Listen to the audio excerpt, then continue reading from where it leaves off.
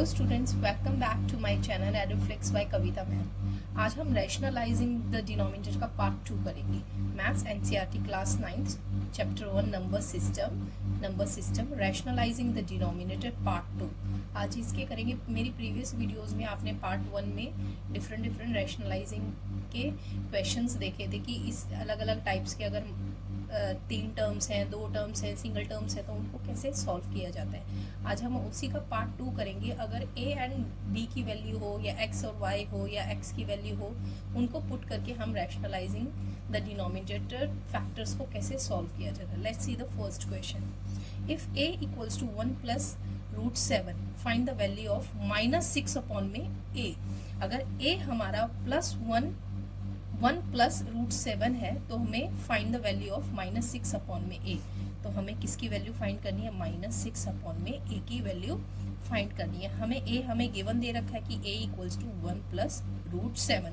तो -6 अपॉन में a में जहाँ जहाँ a है वहाँ पे हमें ये वाली वैल्यू पुट करनी है। -6 अपॉन में +1 रूट 7 ये वैल्यू होगी। अब वही मैंने ये वाला मेथड बताया था, जब नीचे रूट वाली वैल्यूज हो तो हमें factorization rationalizing the denominator method को यूज़ करना है। अब यहाँ पे प्लस है तो यहाँ पे मैं माइनस यूज़ करूँगी। ये आप सबको पता है ऑलरेडी, मेरी प्रीवियस वीडियोस में मैंने आपको डिटेल में बताया हुआ है।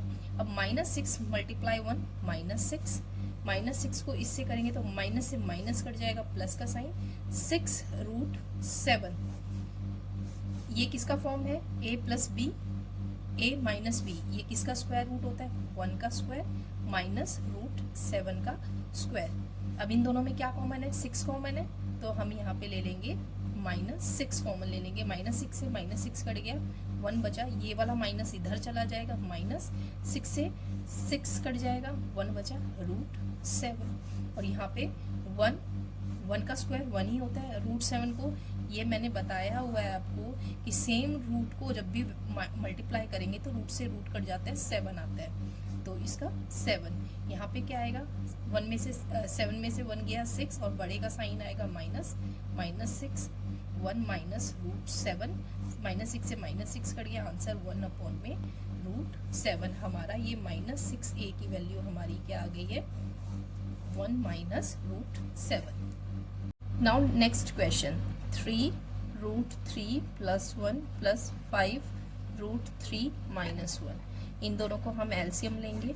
इनका एलसीएम लेने की ज़रूरत नहीं है, इन्हीं टर्म्स को हम एज इट इज़ उतार देते हैं क्योंकि ये बाद में कटने ही है हमारे।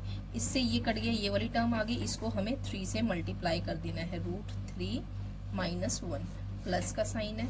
5 को अब किससे मल्टीप्लाई करेंगे? ये वाला इससे कट गया, प्लस वाला रह गया, रूट 3 प्लस 1। अब वही है कि 3 को इन दोनों से मल्टीप्लाई करना है, 3 रूट 3 माइनस 3। अब 5 को इन दोनों से मल्टीप्लाई करना है, 5 रूट 3 प्लस 5। और ये उसी फॉर्म में है, a plus B, a minus B. तो ये क्या है? रूट 3 का स्क्वायर माइनस 1 का स्क्वायर। अब ये भी रूट 3 है, ये भी रूट 3 है और दोनों के बीच में प्लस का साइन है, तो 5 प्लस 3 8 रूट 3।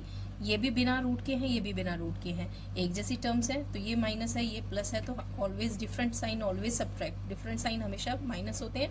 5 में से 3 गया, 2 बच गया और प्लस का साइन क्योंकि 5 बड़ा है अपॉन में।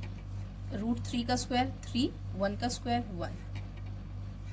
अब इन दोनों में क्या कॉमन है? ये किसके टेबल में आते हैं? 8 एंड 2 के टेबल में आते हैं। 4 पे ये जाएगा रूट 3, ये 1 पे जाएगा 2 से। और यहाँ पे क्या आ गया है हमारा? 3 में से 2 गया, 1 गया 2 से 2 कट गया। 4 रूट 3 प्लस 1 को हम 1 प्लस 4 रूट 3 भी लिख सकते हैं। अब ये वाला हमारा आंसर आ गया। अब हमें a और b की वैल्यू फाइंड आउट करनी है कि a की वैल्यू क्या है, b की वैल्यू क्या है। अब आप देखिए, a plus B root 3 equals to ये आ गया है ना, 1 प्लस 4 रूट 3। अब a के पास कोई भी रूट वाली वैल्यूज नहीं है, तो a की वैल्यू क्या आ गई है हमारी? 1।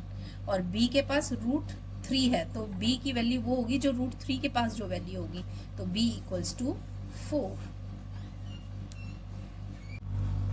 अब अभी जो क्वेश्चंस किए थे उन्हीं के ये एग्जांपल्स हैं ये मैंने 7 एग्जाम्पल्स आपको दिए हैं, इनको सॉल्व कीजिए, प्रैक्टिस कीजिए।